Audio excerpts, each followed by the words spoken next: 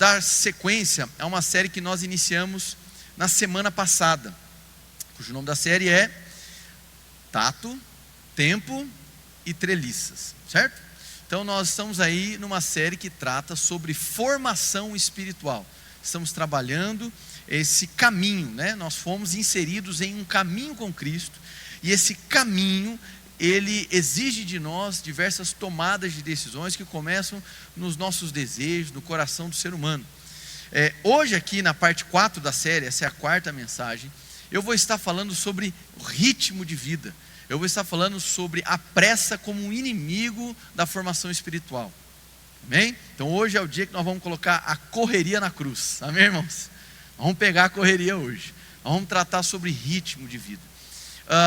Mas eu faço questão aqui de trazer aqui rapidamente o que nós construímos até agora.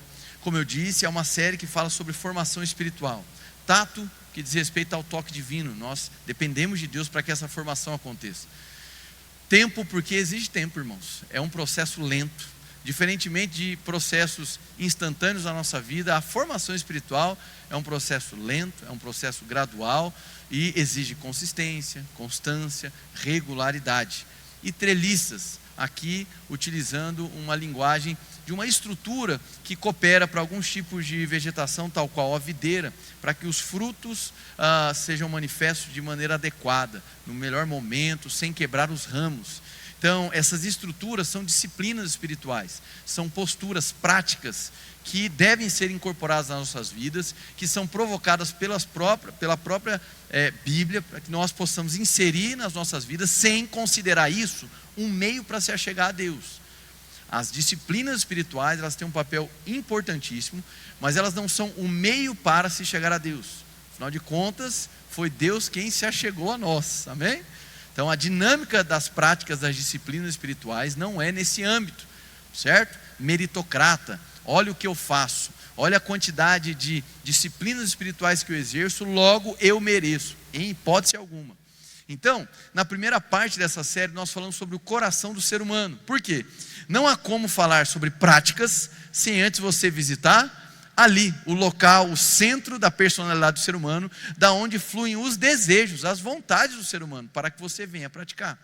Na parte 2, preguei no domingo à noite, falamos em que cenário a formação acontece. É natural a gente imaginar que o melhor cenário é na igreja, e sem dúvida, a igreja é o ápice dessa formação espiritual, é um momento de máxima concentração na palavra, existem diversas ações que facilitam o alimento espiritual chegar nos seus ouvidos, no seu coração, concorda comigo?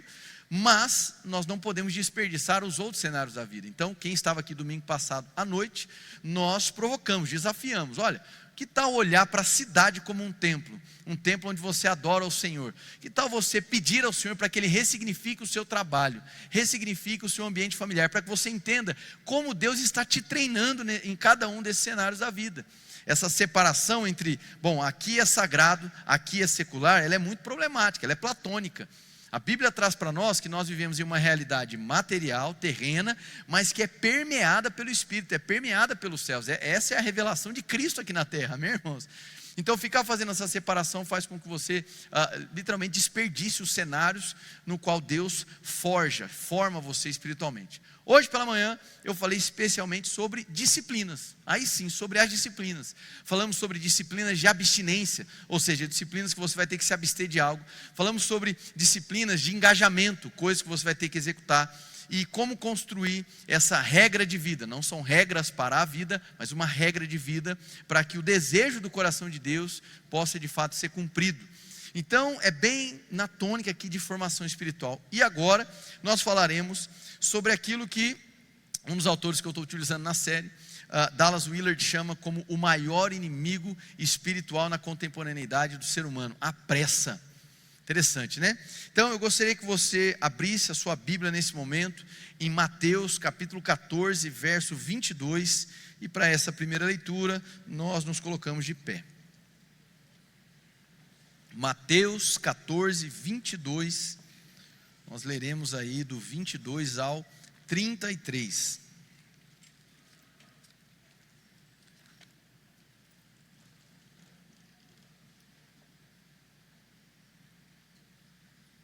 Amém. Isso é uma passagem muito conhecida, onde Jesus anda sobre as águas. Mateus 14, 22 diz assim: logo em seguida, Jesus insistiu com os discípulos para que entrassem no barco e fossem adiante dele para o outro lado, enquanto ele despedia a multidão. Tendo despedido a multidão, subiu sozinho ao monte para orar. Ao anoitecer, ele estava ali sozinho, mas o barco já estava a considerável distância da terra, fustigado pelas ondas, porque o vento soprava contra ele. Alta madrugada, Jesus dirigiu-se a eles, andando sobre o mar. Quando o viram andando sobre o mar, ficaram aterrorizados e disseram: é um fantasma, e gritaram de medo. Mas Jesus imediatamente lhes disse: coragem, sou eu, não tenham medo. Verso 28, Senhor, disse Pedro, se és tu, manda-me ir ao teu encontro por sobre as águas. Venha, respondeu ele. Então Pedro saiu do barco, andou sobre as águas e foi na direção de Jesus. Mas, quando reparou no vento, ficou com medo e, começando a afundar, gritou: Senhor, salva-me. Imediatamente Jesus estendeu a mão e o segurou e disse: homem de pequena fé, por que você duvidou? Quando entraram no barco, o vento cessou. Então os que estavam no barco o adoraram, dizendo: verdadeiramente tu és o Filho de Deus. Vamos fechar os nossos olhos. Nesse momento nós vamos agora ter um tempo de oração. Aproveite esses instantes para aquietar aí a sua mente, para entrar em um silêncio.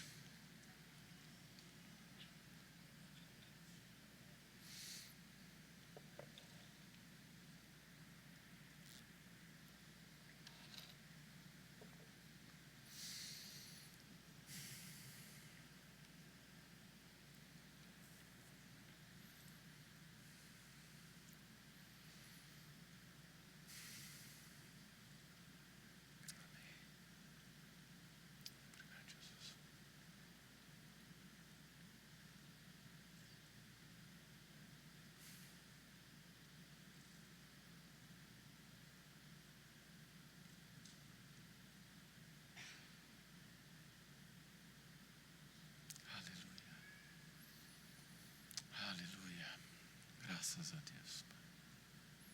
Obrigado, Jesus. Senhor, nós estamos aqui reunidos como igreja, Pai. Senhor, nós estamos sedentos, famintos por mais da sua presença, por mais da sua palavra.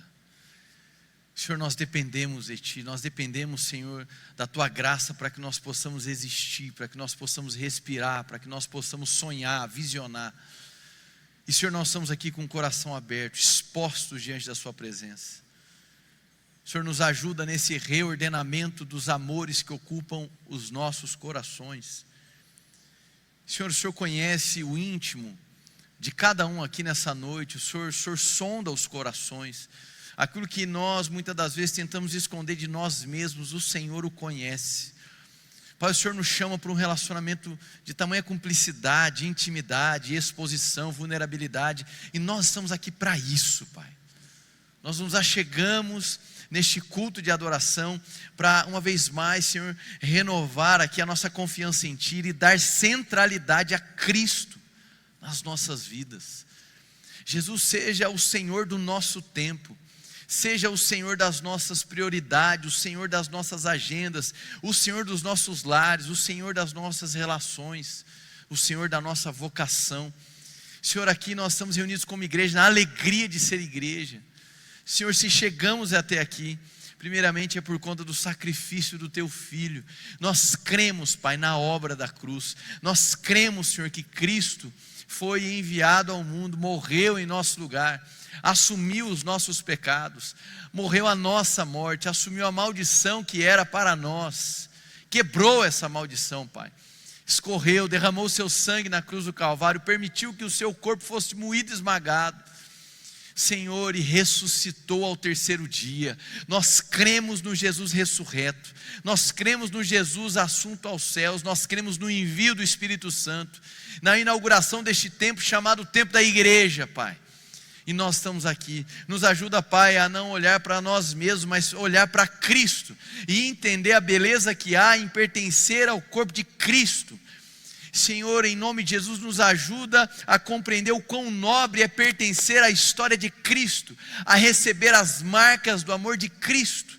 Senhor, nós estamos aqui e não queremos participar deste culto apenas com assentimento mental, como se fosse apenas um momento de palestra em um tom professoral, para que pessoas saiam daqui inchadas de conhecimento e informação. Pai, todo conhecimento passa, mas o seu amor permanece.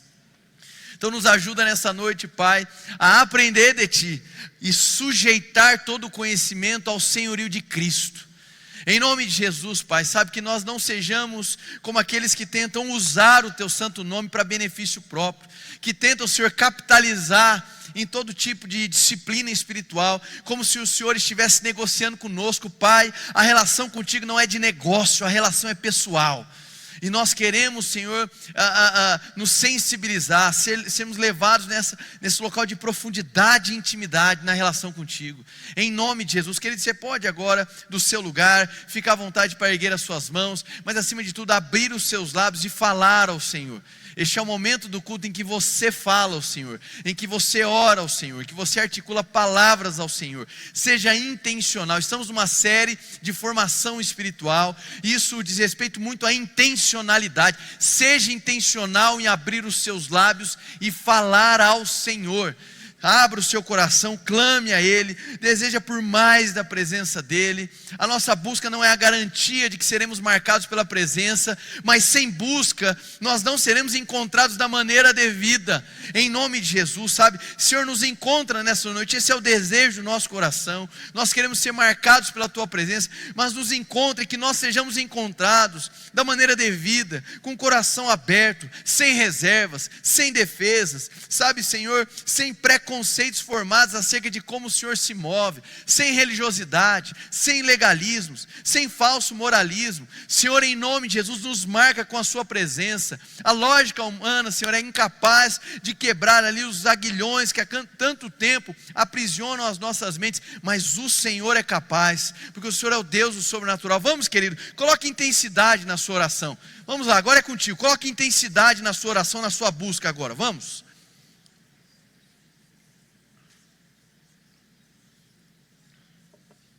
Não espere por mim, seja intencional. Não espere por mim, coloque intensidade na sua oração. Vamos, igreja, vamos.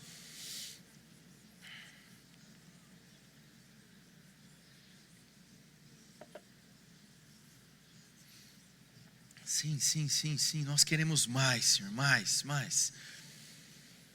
Fique à vontade para se mover com o Espírito, para orar com entendimento, exaltando, agradecendo ao Senhor, para orar em outras línguas. Fique à vontade nesse momento, mas por favor, não desperdice, não se distraia, seja intencional. Vamos, igreja, vamos. Não tenha pressa, vamos.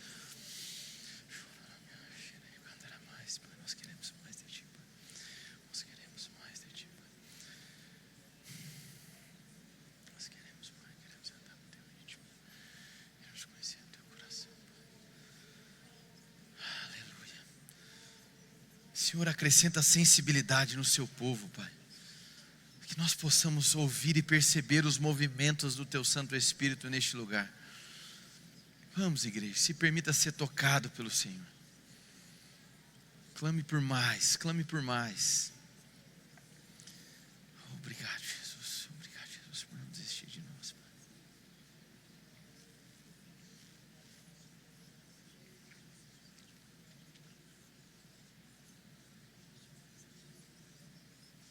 Aleluia, Pai. Obrigado, Jesus. Obrigado, Jesus. Obrigado, Pai. Obrigado, Jesus. Nós te agradecemos, Pai. Obrigado, Pai, porque o Senhor sempre nos ouve, Pai. O Senhor conhece o clamor dos seus filhos, Senhor.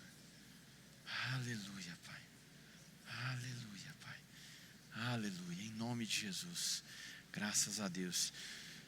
Aleluia. Dentro dessa mesma reverência, nessa mesma consciência da presença, você vai agora assumindo aí o seu lugar, com essa concentração no Espírito.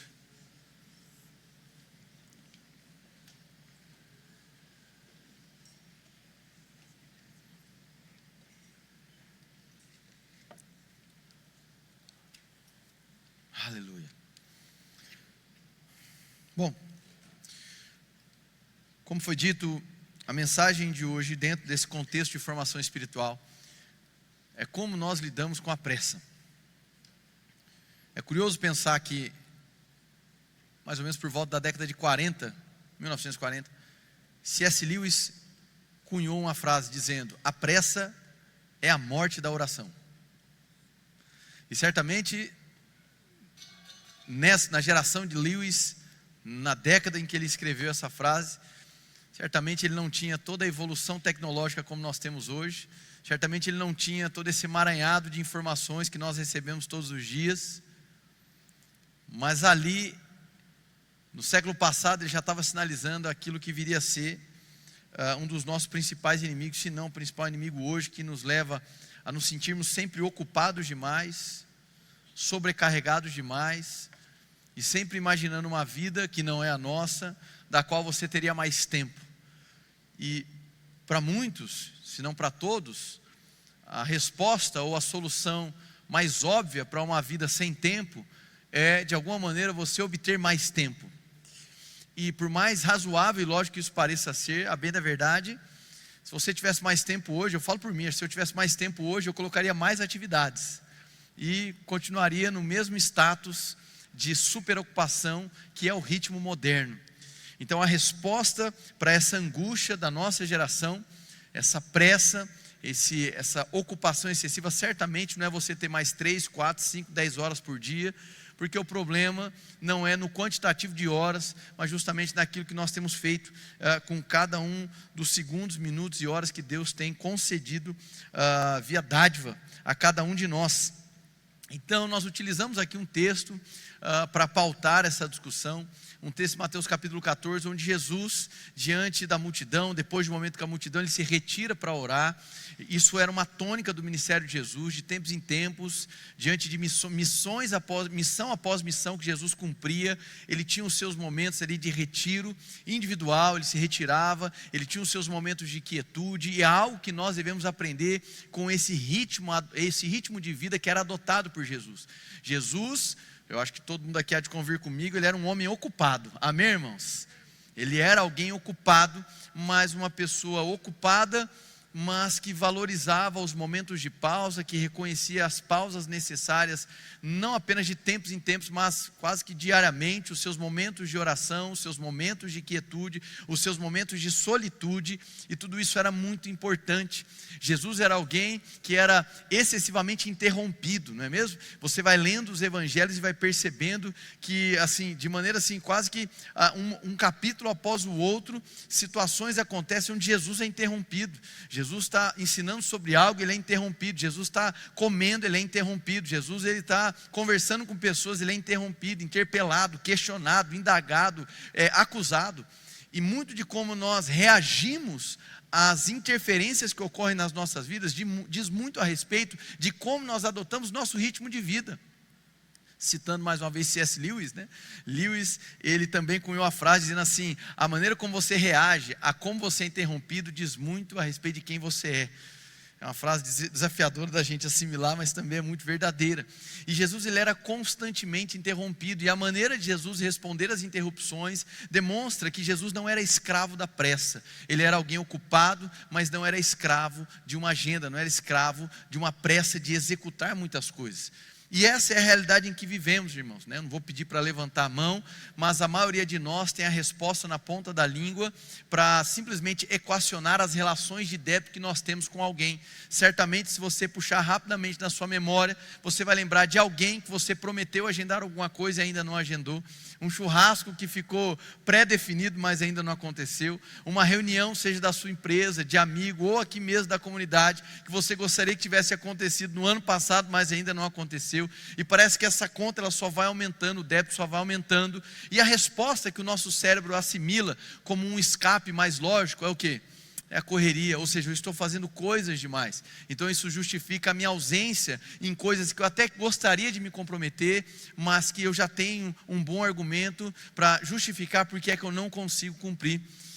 Nós sabemos que essa é a principal saída, mas nós que utilizamos essa saída também sabemos que ela não cura os nossos corações, ela não cura aquela consciência de que temos débitos relacionais, temos débitos na nossa agenda, e mais uma vez, a solução não é meramente ter mais tempo. Olhando para Jesus, nós percebemos que existe uma cadência de vida e que muito se distingue da nossa cadência de vida. Mais uma vez, estamos falando de um homem ocupado, de um homem requisitado. Imagina o ministério de Jesus ali em 3 anos e meio de ministério, sendo altamente requisitado, procurado. À medida que os milagres eram noticiados, pessoas começavam a chamar a atenção dele, pessoas passavam a segui-lo, pessoas desejavam a atenção dele. A atenção custa tempo. E com isso as interrupções foram aumentando, e Jesus, mesmo diante a esses momentos, ele manifestava mansidão, ele manifestava humildade, ele respondia, com alguns respondia com severidade, diante dos ataques que ele recebia, dos questionamentos dos religiosos, mas fato é que Jesus dedicava atenção, Jesus dedicava os seus ouvidos, Jesus de fato amava até os seus inimigos, quando ele era interrompido e interrogado. Irmãos, é importante nós entendermos que é necessário um tipo de espiritualidade que não caminha na mesma velocidade ou no mesmo ritmo da modernidade. Nós estamos entrando nesse ciclo terrível. Jesus, diante de um cenário de tempestade, de Mateus capítulo 14, ele apresenta, e sim, é Jesus, irmãos, é o Messias, é alguém que é 100% homem e 100% Deus, ou seja, ele não deixou de ser Deus em nenhum momento, mas na experiência carnada ele se permitiu ter limitações para vivenciar ali toda a missão de redenção enquanto homem. Naquele momento, esse Mateus capítulo 14, ele não é tão estranho do que aconteceu em Mateus capítulo 8. Mateus capítulo 14, você tem ali discípulos em um barco no mar da Galileia, sendo acometidos por uma tempestade. Mateus capítulo 8, você tem discípulos em um barco, em uma tempestade no mar da Galileia. A diferença é que em Mateus 14, Jesus está andando sobre as águas, ou seja, ele está fora do barco. Mateus capítulo 8, ele está dentro do barco. Mateus capítulo 8, diante do medo das tempestades, das fortes ondas, Jesus pergunta: por que é que vocês temem? Em Mateus capítulo 14, Jesus agora fora do barco, ou seja, se dirigindo a discípulos que ele já havia perguntado por que temiam, agora ele os encoraja: não temas. Uma palavra mais de exortação. Então, Jesus se faz presente nas tempestades, Jesus se faz presente quando nós estamos angustiados e temos medo. O reconhecimento de que estamos aflitos não é pecado, o reconhecimento de que algo nos amedronta não é pecado. A questão é que o que nós fazemos a partir daí. E os sofrimentos, eles são grandes interrupções no curso da nossa vida. Diante das necessidades, diante das pressões, nós respondemos a isso, ou pelo menos essa é a maneira moderna de responder a isso. Como? Ocupando o nosso tempo, criando mais e mais e mais ocupações. A mensagem de hoje é para que você pense um pouco. Esse ritmo, ele é tóxico para a sua vida, ele afeta profundamente a sua saúde de maneira integral. Não é apenas no que diz respeito à sua saúde física, mas também à sua saúde mental e à saúde dos seus relacionamentos. Um dos grandes nomes da psicologia, Carl Jung, ele cunhou a seguinte frase: a pressa não é do diabo, ela é o diabo, né?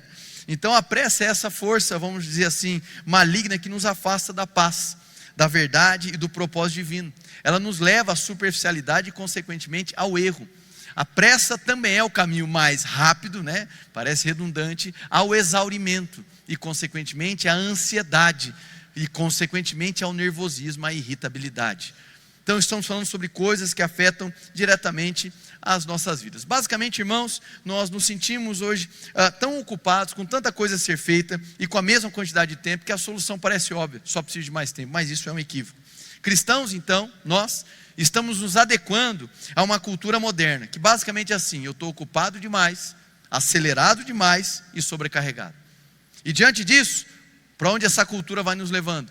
À medida que a ocupação se transforma no protagonista da minha vida, Deus vai ficando marginalizado. Ele vai indo para a periferia da minha vida. Eu até canto que Ele é o centro, eu canto que Ele é o mais importante. Chego aqui no domingo e eu digo que Ele é o dono do meu coração, Ele é o único Senhor que eu adoro. Mas a pressa demonstra que não, Deus apenas está na periferia da vida, e Ele é consultado quando eu já não tenho mais forças, ou Ele é consultado quando eu desejo muito alguma coisa que eu não consigo conquistar por meio das minhas ocupações. Você está aqui ou foi embora para casa, irmão? Amém. Então isso leva à marginalização de Deus em nossas vidas. E isso, essa segunda etapa, leva a um terceiro aspecto: um relacionamento deteriorado com o Senhor. Além da relação de débito que você tem muitas das vezes com seus familiares, com seus amigos, você passa a se sentir em débito com o próprio Deus. Hoje pela manhã eu estive ministrando sobre disciplinas espirituais, e a sensação que dá é: puxa vida, tem que cuidar da criança, tem que cuidar da casa, eu tenho que trabalhar, eu tenho atividade da igreja, e agora eu ainda tenho uma agenda de disciplinas espirituais para realizar. Isso simplesmente é impossível. Então, uma formação espiritual que deveria vir para o seu bem te causa mais ansiedade, porque você está ali escravo dessa pressa de conseguir simplesmente realizar todas as ocupações que você se responsabilizou. A resposta para isso, irmãos, não é você acumular mais, muito pelo contrário, é você examinar e começar a subtrair coisas da sua vida. É você começar a tirar o acúmulo existencial que você se ambientou a viver. Acúmulo material, não é mesmo? O acúmulo emocional, o acúmulo também de atividades. A rota é sempre a mesma. Nós teremos um relacionamento deteriorado com o Senhor. Daqui a pouco é o sentimento de: puxa, comecei um plano de leitura bíblica e estou no meio de janeiro e já não estou conseguindo cumprir. Comecei ali um voto com o Senhor de tirar 10 minutos de oração todos os dias e já não consigo mais. Me coloquei num compromisso de jejum, mas falhei no primeiro dia. Não é assim, irmãos? Pensei em fazer dessa maneira, coloquei essa meta e já não consegui cumprir, e tudo isso só vai se acumulando, e esse relacionamento com Deus vai ficando deteriorado. Aí nós chegamos a um quarto momento: cristãos mais vulneráveis ainda às maneiras secularizadas de se levar a vida. Ora, se eu não consigo manter as práticas que eu gostaria, e aquilo só me deixa condenado, o que me resta é fazer o quê? O que eu já vinha fazendo: mais ocupação e mais trabalho, porque aí pelo menos a minha justificativa continua a mesma: é a correria. Vocês estão me entendendo ou não?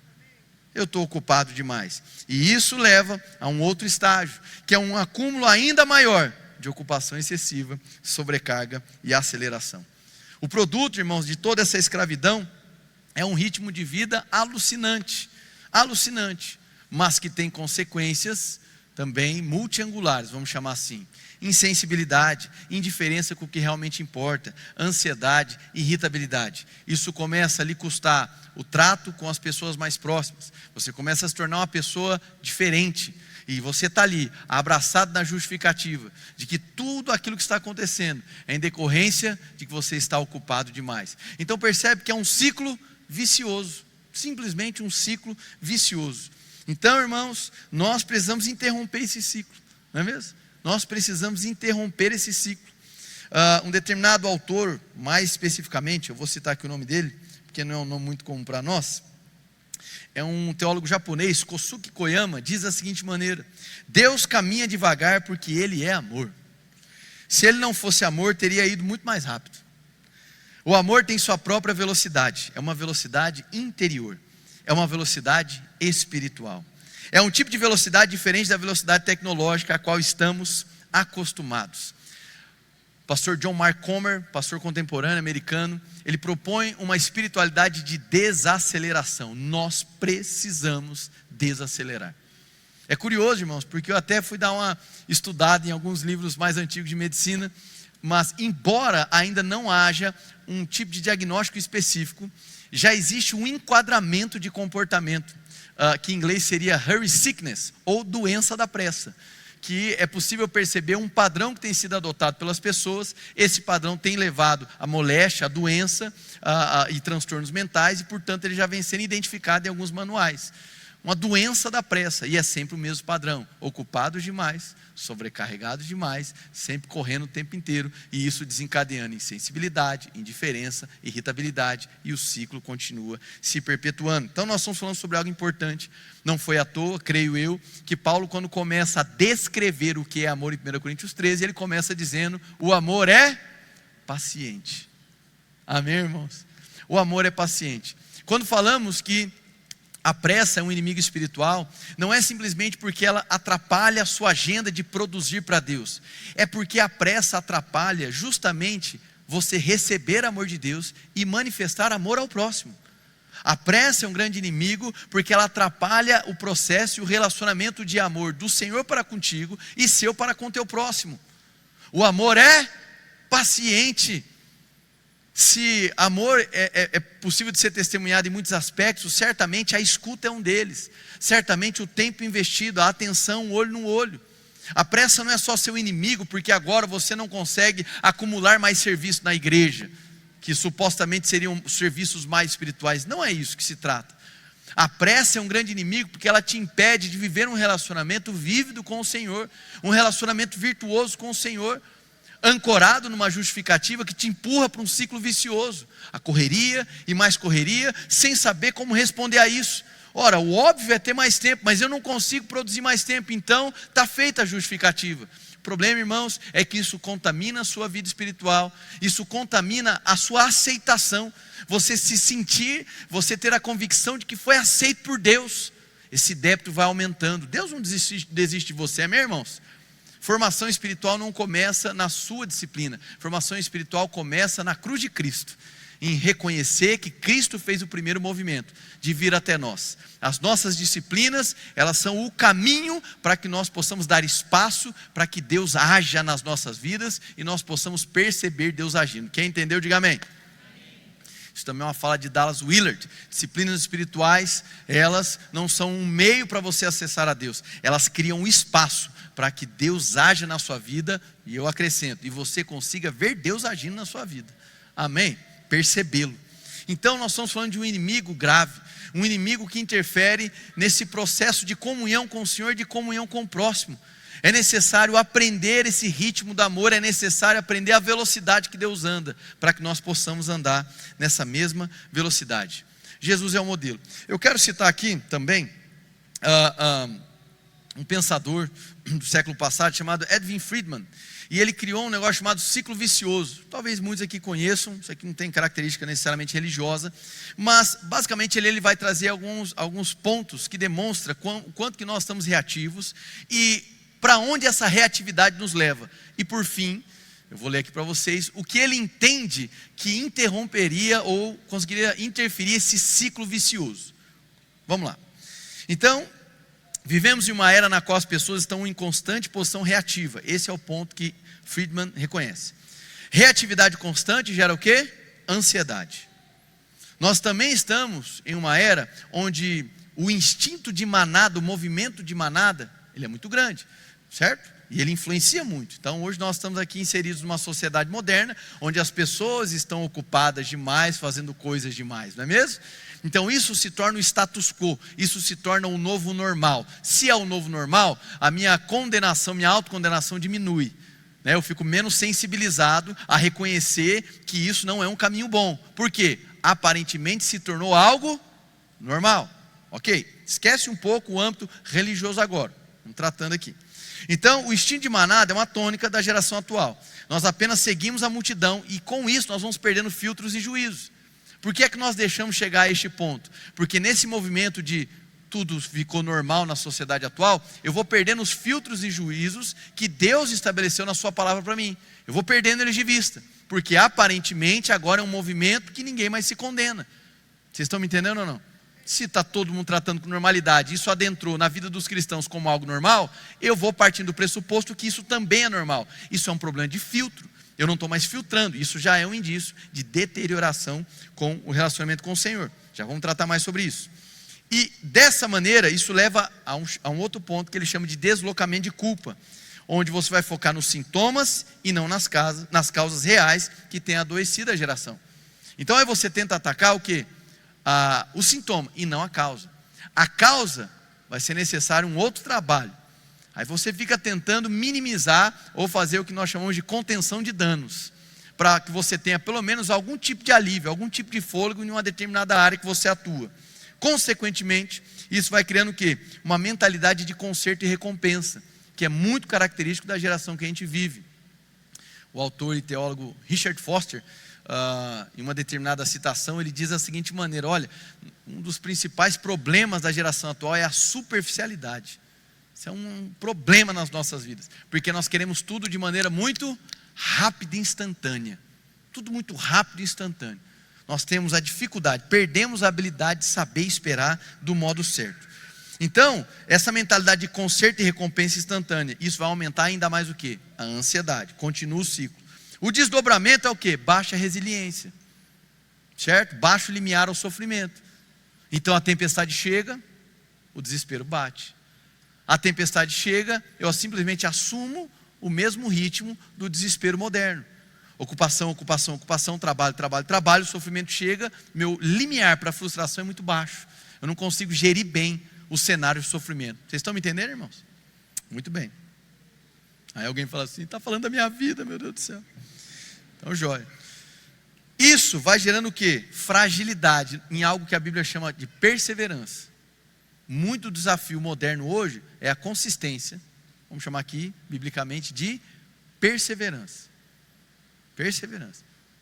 A dificuldade de perseverar, irmãos, de se manter no caminho e no mesmo lugar, é uma característica da geração atual. E quando eu digo geração atual, não é exclusivamente a geração Z, tá? É a geração em que vivemos. Nos acostumamos com coisas rápidas. Nós procuramos respostas rápidas. Depois nós vamos consultar se essas respostas são certas. Pode perceber, qualquer tipo de situação que aconteça no noticiário, inclusive no meio cristão, inclusive pastores, inclusive os pops, em menos de 24 horas eles se sentem na obrigação de emitir opinião de tudo. Eu tenho a vontade um dia de criar um canal do YouTube que vai chamar assim, 14 dias depois. Aconteceu um fato, daqui 14 dias eu falo sobre ele. Amém?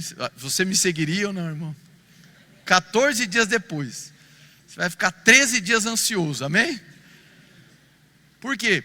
É o desespero de emitir uma opinião rápida. Por isso que é a sensação de que todo mundo é especialista de tudo. Então uma mesma pessoa que de repente ela atua em engenharia, em 24 horas ela já falou da vacina do Covid, já falou da eleição, da quebra da bolsa e da Bíblia. Então aparentemente ela tem informação sobre tudo, mas no fim ela vive uma crise de superficialidade. Mas o ritmo moderno obriga. É quase como se você não tem uma opinião rápida, você então está fora do compasso. Você é uma pessoa vazia, você está alheio ao que está acontecendo. Não, a sabedoria muitas das vezes, irmão, não é falar, é ficar quieto, amém? Algumas pessoas se perderam numa frase de Martin Luther King que é maravilhosa, que ele diz assim, olha, o que acaba destruindo a sociedade, né, não é o grito dos maus, mas o silêncio dos bons, não é mesmo? Ótimo, muito bom, só que toda frase tem que ser lida num contexto, e às vezes ficar em silêncio, você não está perpetuando o mal, você está ajudando para que o mal se encerre. Muita gente de boca aberta é um problema, deveria ficar mais quieto, e aí você ajudaria com a paz, amém, irmãos?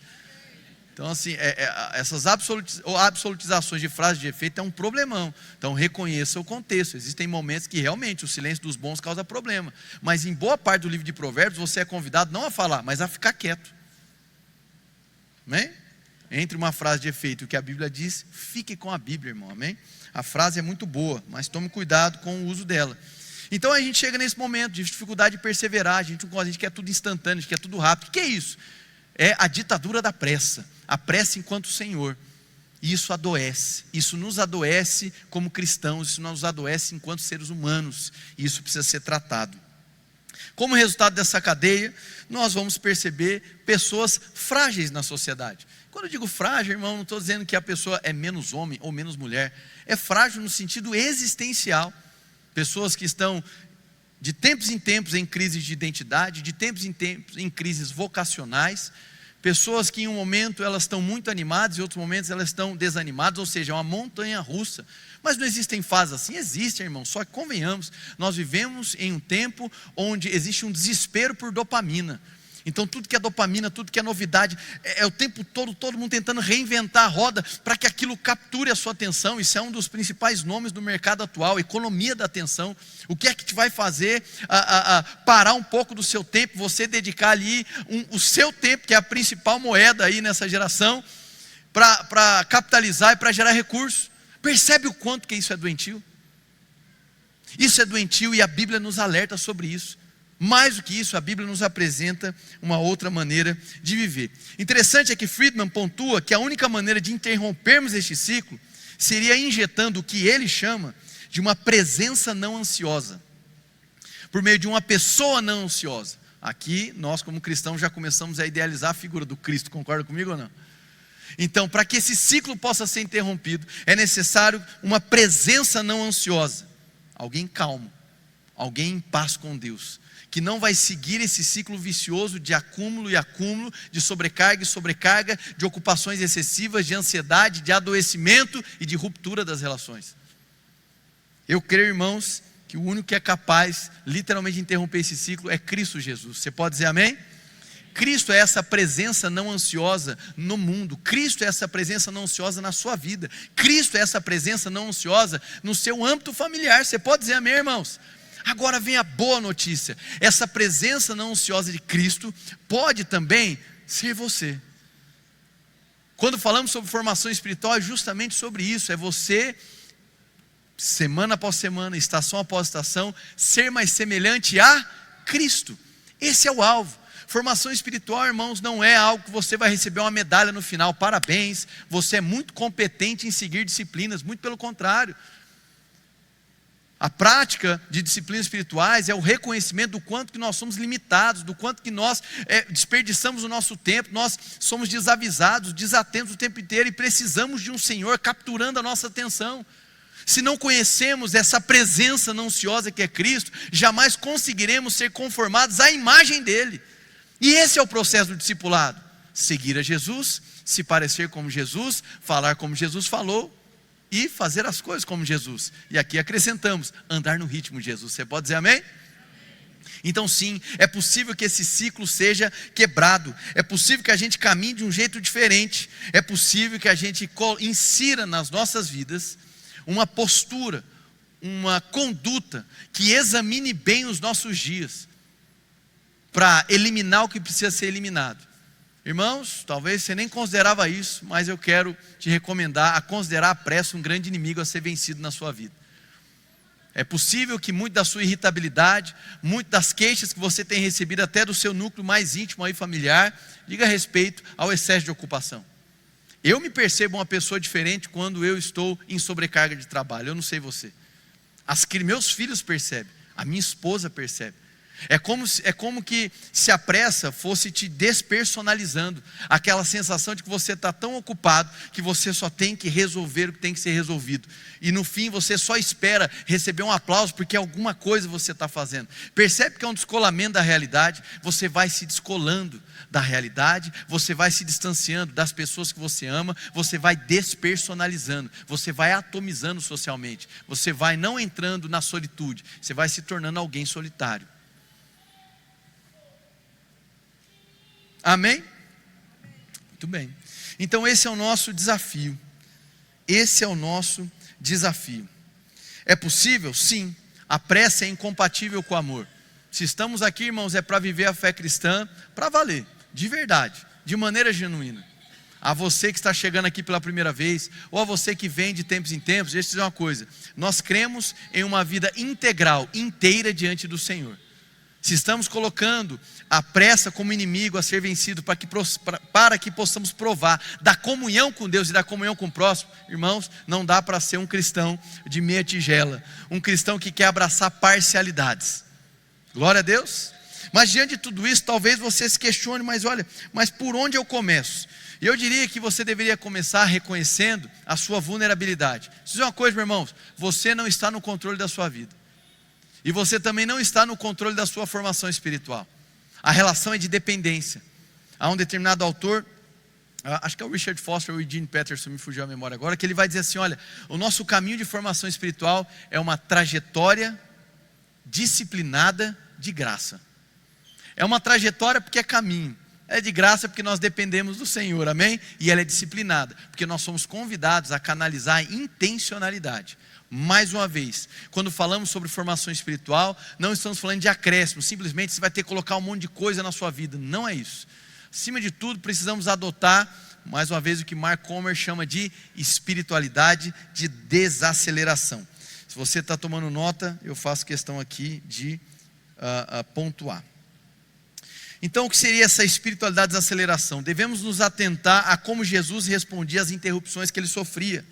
Havia um ritmo diferente de vida, havia um ritmo diferente de responder às demandas. Eu pontuei aqui que Jesus adotava algumas práticas, e eu acredito que essas práticas que Jesus adotava é uma espécie de contrafluxo ao que Friedman apresentou como esse ciclo vicioso de ansiedade.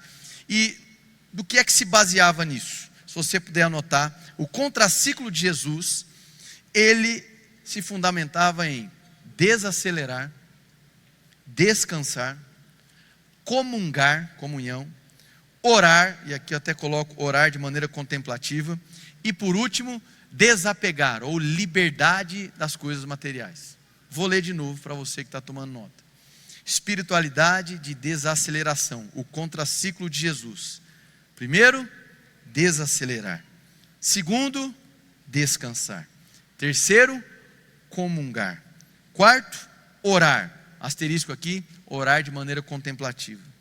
E quinto, desapego, ou a liberdade dessa dependência terrena. Está comigo até aqui? Amém? Muito bem. Então, quando falamos sobre desaceleração, estamos falando sobre aprender como é o ritmo do amor. Mais uma vez eu pontuo, o amor espera.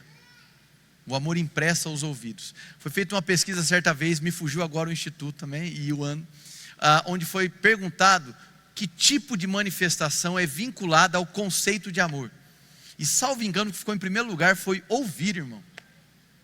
Ouvir. Convenhamos, como é bom quando alguém nos ouve, sim ou não? Talvez por isso que a Bíblia pontue de maneira tão enfática para nós, que o nosso Deus nos ouve. Por isso que somos provocados e convidados a orar ao Senhor. Uma relação de amor, é Deus manifestando amor e graça sobre as nossas vidas. É Ele inclinando os seus ouvidos, como o profeta Isaías diz. Olha que lindo isso, irmãos. Deus ouviu a Pedro no meio da tempestade. Deus ouviu e interagiu com Pedro em meio ao desespero. Irmãos, por que é que Ele não faria diferente conosco? Percebe que essa desaceleração não é apenas uma agenda de conduta. Não, o desacelerar primeiro é ouvir ao Senhor. Eu preciso ouvir. Quando falamos sobre pressa como inimiga do amor, estamos falando que a pressa impede você de reconhecer que Deus te ama, e a pressa impede você de amar ao próximo. Se eu não consigo me lembrar de que Deus me ouve, como é que eu serei como Cristo ouvindo ao próximo? Percebe como a nossa jornada vai sendo contaminada por isso? Segundo, o descanso. Seria um ritmo de recolhimento e retorno. Jesus praticava isso, irmãos. Jesus praticava isso. Descanso. Curiosamente, há situações que são registradas nos evangelhos que o próprio Jesus estava fazendo o quê? Descansando, dormindo. Há a cena, inclusive, de Jesus no barco, enquanto ele estava dormindo, a tempestade começou e foram acordar o mestre. E aí eu vejo algumas pessoas tentando espiritualizar o texto. O que é que Jesus estaria sonhando naquele momento? Por que é que Jesus estava descansando? E o que nós devemos aprender é o seguinte: existem tempestades que Jesus anda por sobre elas. Existem outras tempestades que Jesus dorme enquanto elas acontecem.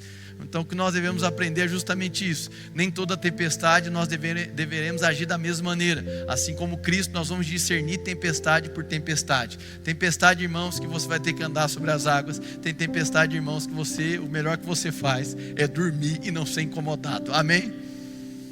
Então o descanso é importante. Eu sei que para os nossos dias a prática do descanso até parece algo inimaginável, não é mesmo? Por vezes você idealiza um tipo de férias assim: puxa, está chegando meus 30 dias de pausa no ano. E aí você faz o programa, toda uma viagem, e você volta mais cansado que você foi, não é? Porque tem pessoas que quando pensam em férias, elas pensam o quê? Eu vou chegar nas minhas férias e eu simplesmente vou fazer nada. Mas a maioria das pessoas não pensa isso. A maioria das pessoas, elas pensam assim: eu vou pegar nas minhas férias e fazer o que eu não fiz em 11 meses, em 30 dias. Não é? E aí ela sai das férias mais cansada do que ela entrou. E é muito comum, especialmente de pais, falo isso por conhecimento de causa, que depois das férias você diz: agora eu queria tirar umas férias das férias. Amém? Então nós temos dificuldade de descansar e nós precisamos reconhecer isso. Nós temos dificuldade de desacelerar e nós precisamos reconhecer isso, mas precisamos reconhecer que necessitamos que isso faça parte das nossas vidas. Eu não estou falando dessas férias de 30 dias, eu estou falando de pausas como um tipo de liturgia semanal. Precisamos de descansos semanais. Precisamos de momentos onde a gente consiga diminuir o volume, o barulho, e conseguir nos aquietar e nos retirar. para que as coisas voltem ao seu devido lugar.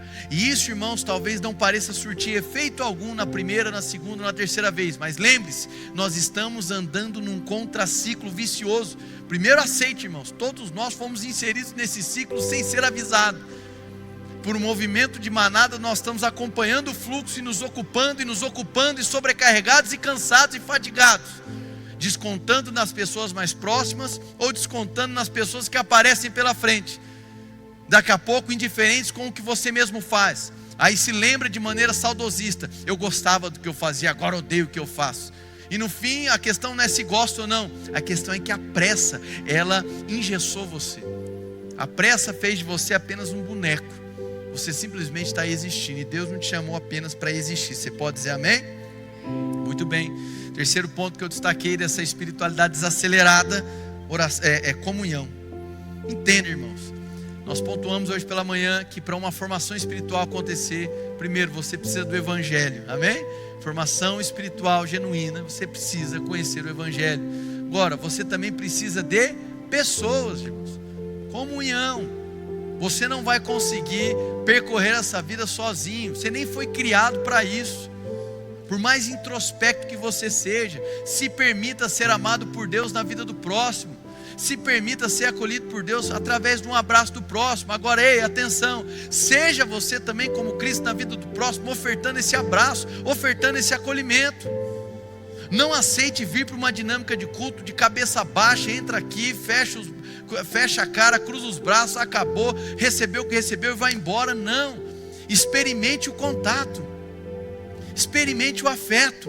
Eu sei que para muitos pode ser um terreno tão desconhecido que é mais fácil ficar ali, cristalizado no mesmo lugar, atomizado, distante de tudo. Mas deixa eu dizer uma coisa, isso não é saudável. Essa máscara uma hora vai cair, você vai se ver sozinho, e é terrível, irmão, olhar para o lado e não ver ninguém. A igreja é uma das grandes respostas para um mundo que não se preocupa com ninguém.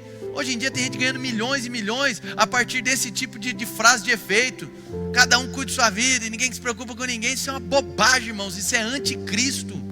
A mensagem de Cristo é o seguinte, inclusive em Filipenses está destacado, capítulo 2, de maneira muito clara: cuide dos seus interesses e também do seu irmão. Não é para ser intrometido e encherido, mas a vida se faz aqui, irmãos, é no contato, é olhando um para o outro, é reconhecendo que você é limitado, ele também. Nas nossas limitações nós nos ajudamos. Queremos vencer esse ciclo de cansaço, queremos desacelerar, você precisa de ajuda. Eu relatei pela manhã e relato agora à noite. Eu sempre gostei do que eu fiz, sempre. Quando eu era atleta, eu amava o que eu fazia. Quando eu atuei como médico, eu amava o que eu fazia. Até o último dia de plantão, até que eu entrasse para o ministério de maneira exclusiva, eu amava o que eu fazia, irmãos. Eu vejo um monte de jovens, irmãos, que não consegue fazer alguma coisa e ter satisfação, porque eu quero ser um missionário na Cuba, no Japão, e só lá eu vou ser feliz. Irmão, isso é balela, é o diabo mentindo para você. Aprenda a ter satisfação naquilo que está nas suas mãos hoje. Amém? Sempre gostei do que eu fiz. Venho para o ministério exclusivo, amo o que eu faço. Qual é a minha dificuldade? Parar. E eu reconheço. Aí quem me ajudou a parar? Minha esposa. A Camila colocou um dia de descanso que eu não tinha. Eu tinha todas as melhores desculpas para não descansar. Amém? Tem alguém que é assim, tá vendo? Aí ela colocou um dia de descanso. E no começo eu não gostava, me sentia improdutivo, me sentia, meu Deus, estou perdendo tempo.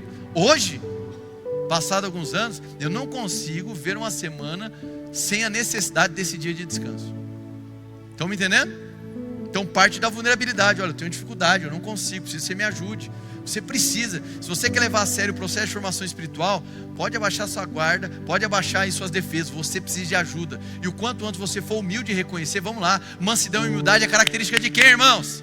Jesus. O caminho aqui não é para se parecer com Ele. Vai ficar nessa capa de autossuficiência até quando? Amém? Não, mas é que eu tenho muitos anos de evangelho. E daí? Você acha que formação espiritual é para quem está começando? Formação espiritual é para todos, até que Ele venha. Amém? É o que Paulo ensina a Tito no capítulo 2, no verso 11 em diante. Ele vai dizer, porque a graça nos educa, a graça nos ensina a viver de maneira pia, justa e sóbria nessa terra, a deixar as paixões mundanas, até que Ele venha. Olha só isso. Então o processo de formação espiritual, é para quem está começando na fé, é para todos. É um treinamento para a vida. É uma necessidade de todos. Amém? Muito bem. Oração contemplativa, o que é isso? É oração em meio ao descanso da presença. Às vezes nós nos acostumamos a apenas orar sob demanda, não é? Está me faltando algo, eu peço. É legítimo? Claro que é, irmãos. É seu Deus, é seu Pai, amém? Apertou a pressão, eu peço. Quero que algo aconteça, eu peço. Quero muito que aconteça, eu peço muito. Peço todo dia, faço vigília, jejum, um monte de coisa. Aí acontece o que eu queria, eu esqueço. Então é um ritmo de oração que não é focado na presença, é focado no que você pode arrancar da presença. Então assim, é evidente que existe espaço para petição, é claro, amém, irmãos? É óbvio, amém? Mas dê espaço na oração para contemplação, desfrutar da presença de Deus e apenas orar a partir do êxtase da presença. Entende? A petição vai sair um pouco de cena, e a admiração, a exaltação da beleza do Senhor. Mas como é que eu conheço o Senhor, a beleza do Senhor? Comece a orar os salmos. Abra os salmos e ore os salmos de maneira pausada, com calma. Amém, irmãos? Comece a adotar esse tipo de ritmo. Muito bem. Um outro ponto aqui, que é a liberdade ou desapego. Nada mais é que você ser livre no sentido de necessitar que a vida ocorra de uma determinada maneira para que você encontre paz.